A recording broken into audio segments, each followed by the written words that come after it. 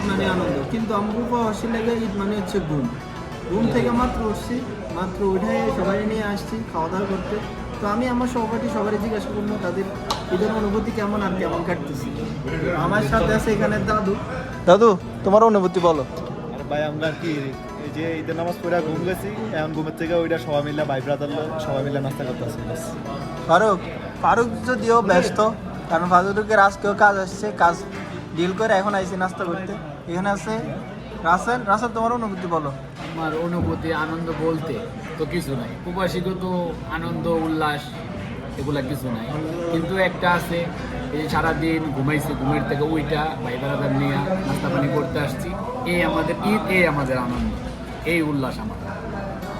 তো এটা হচ্ছে আমাদের ঈদের আমেজ, ঠিক আছে। তবে আমার সবচেয়ে বেশি খারাপ লাগে হচ্ছে বন্যার লাগে, কারণ মনে আসছে আমাকে লাগে ঘুরতে, কিন্তু কিছু করার নেই। আসলে সারা রাত জাগ না ছিলাম, নামাজ পড়ে দিছি একটা ঘুম, ঘুম থেকে মাত্র উঠছি, মাত্র উঠে নাস্তা করতে এসেছি। তো ইনশাল্লাহ চেষ্টা করবো যে কালকে ঘুরার লাগে, যদি কালকে ঘুরি অবশ্যই আপনাদের সুন্দর একটা ভিডিও উপহার দিব।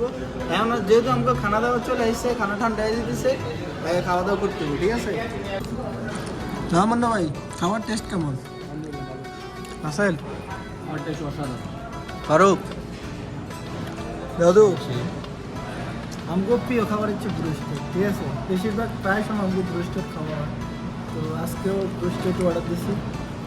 তো আমাকে ঈদ এভাবে কাটে, কারণ ঘুম থেকে উঠলে নাস্তা, নাস্তা করে আবার ঘুম, ঠিক আছে।